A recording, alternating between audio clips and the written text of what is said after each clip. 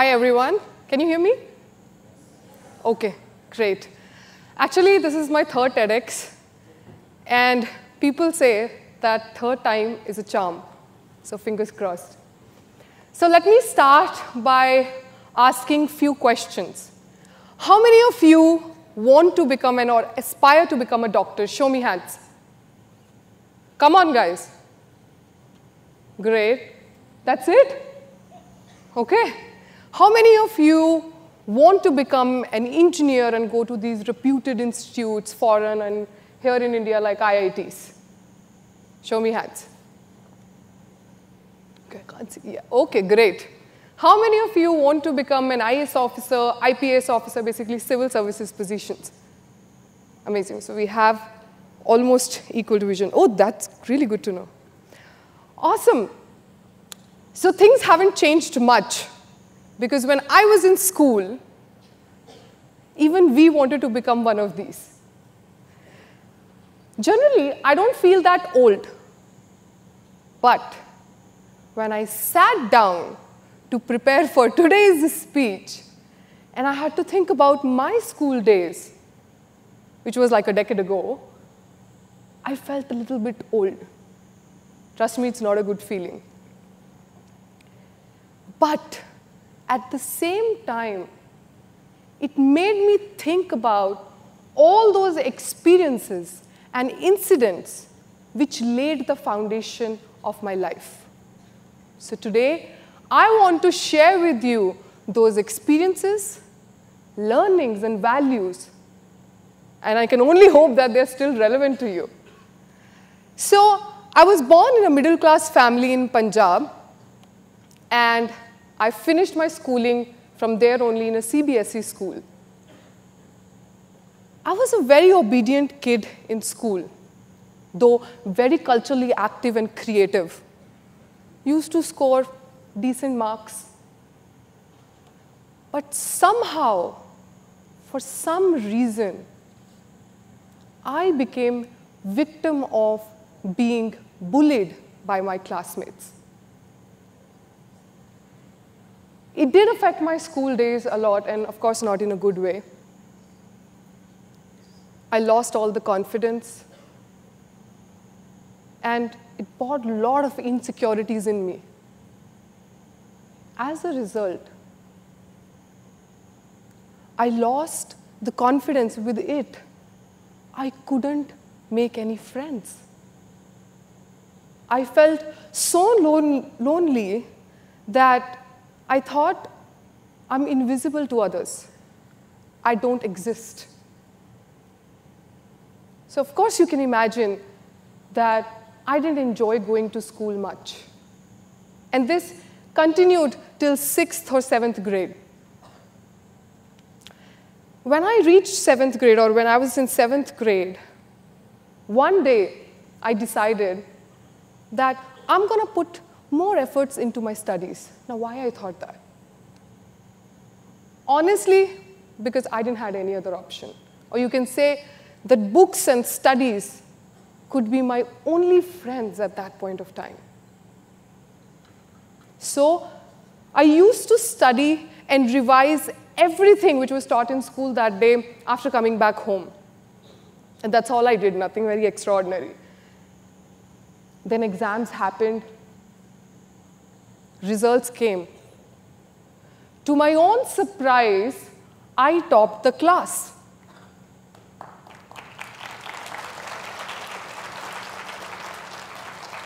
Now, my parents and my classmates were surprised too.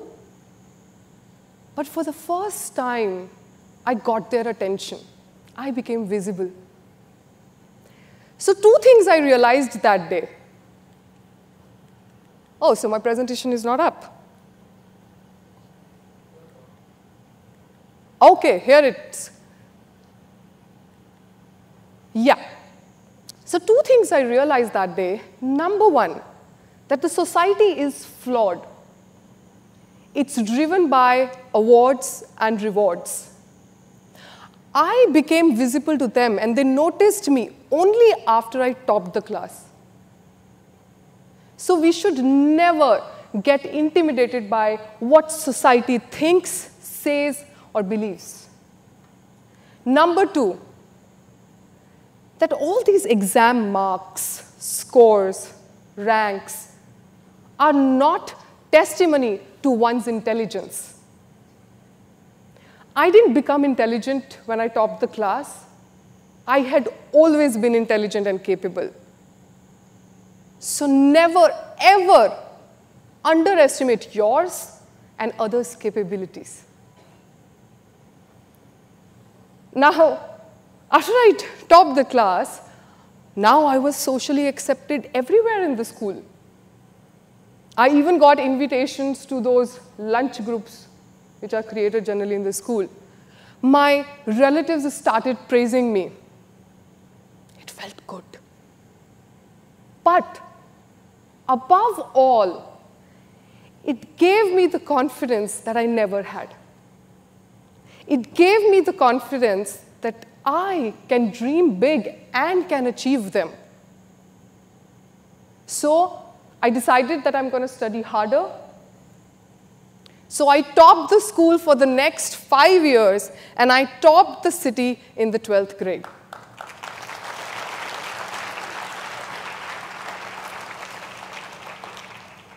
Now, during my school time, my teachers and everybody around me used to boast so much about IITs. Everybody know IITs, right?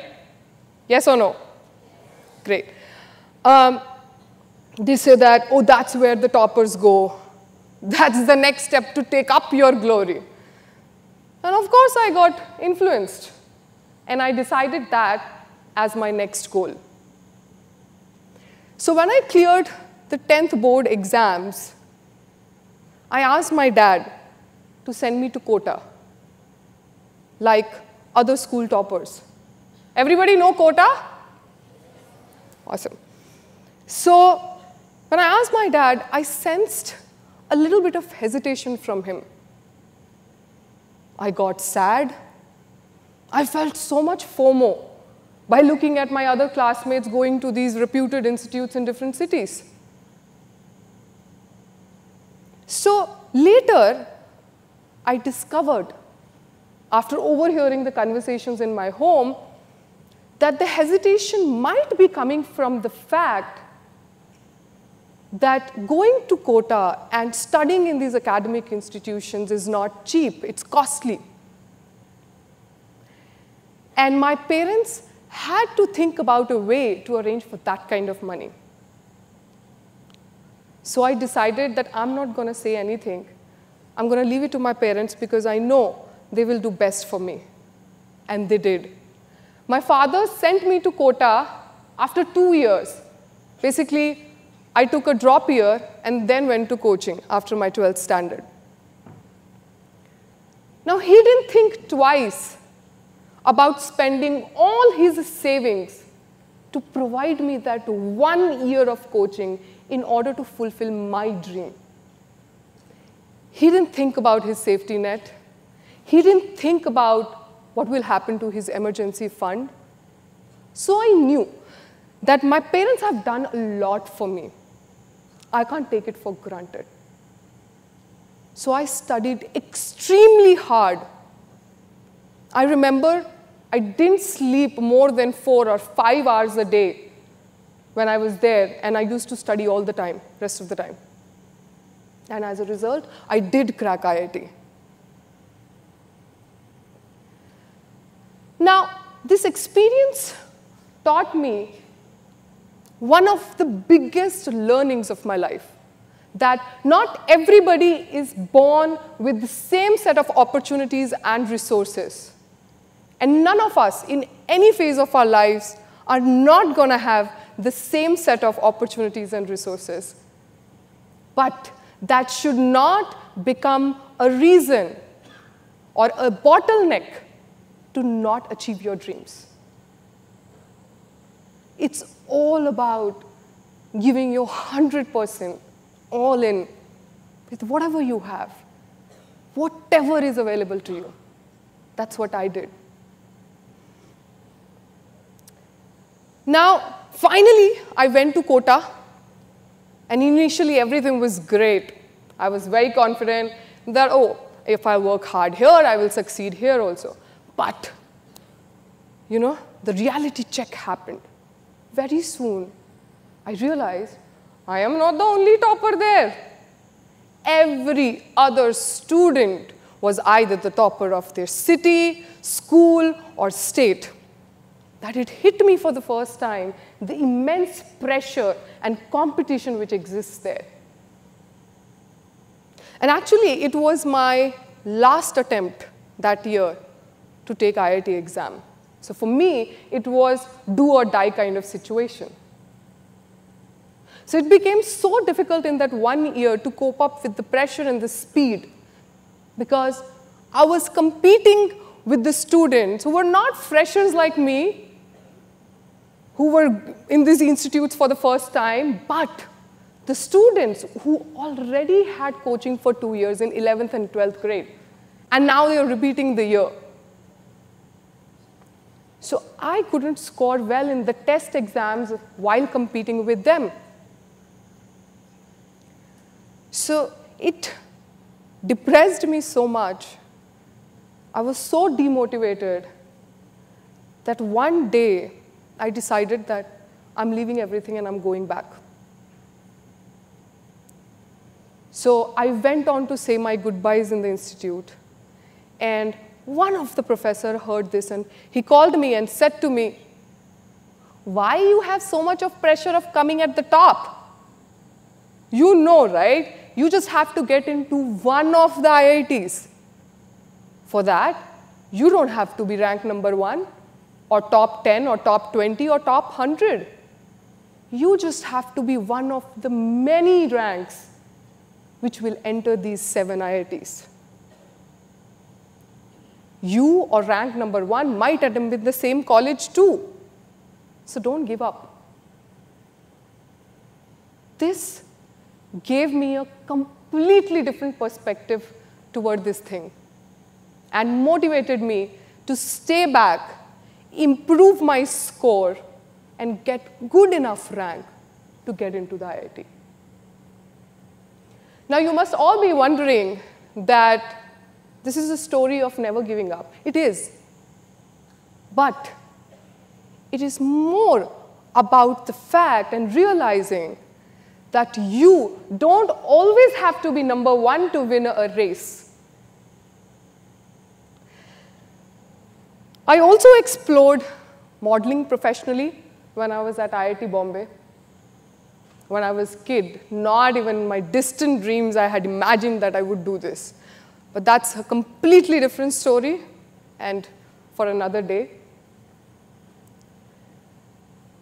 So when I decided to do that, somehow there was so much of criticism around in my college about this. Many photographers refused to shoot with me. Many thought that I'm not good looking enough or too fat to be a model. It was so discouraging. It made me think that what I have done wrong to these people that they are acting so badly with me. Later, I understood it's not their fault. The society has wired us in a certain way that it's difficult to accept an engineer, and that too from an IIT, becoming a professional model. But I wish I was not criticized and mocked at every step. But I always had this courage inside me to face these challenges in difficult times. So I decided then that I will concentrate on myself, and I started learning makeup, styling, ramp walk from YouTube, from movies, and basically whatever I could get my hands on. Finally, the day came when I entered a national beauty pageant called Gladrags Megamodel in Miss India, and I won it as a runner-up.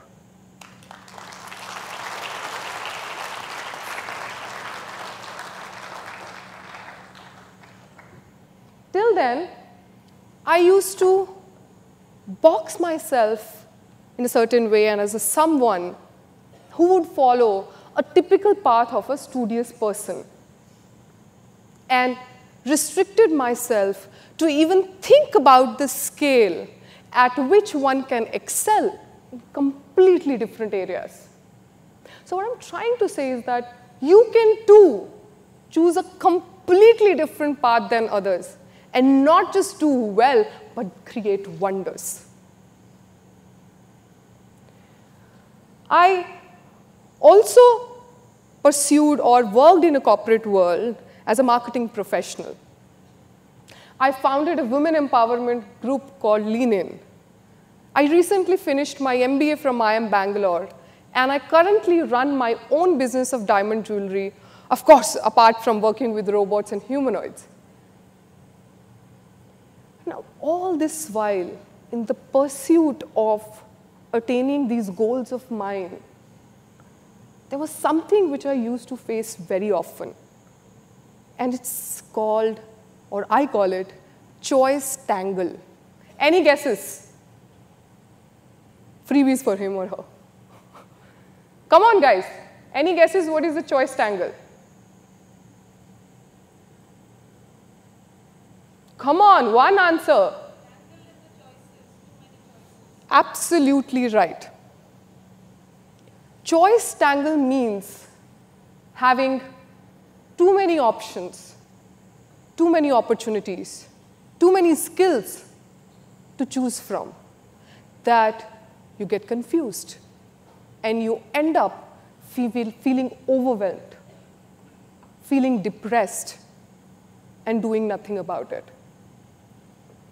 It happens because of the overflow of information around us, because of internet and connectivity in this world, that we have gazillion options, starting from breakfast to career. So I too ended up in this vicious cycle of options many times. Career in fashion, question mark. MBA, question mark.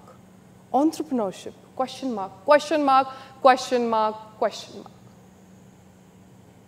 The only way I could get out of this choice tangle and focus on my dreams was to believe that if I want, I can achieve everything, that I can have it all.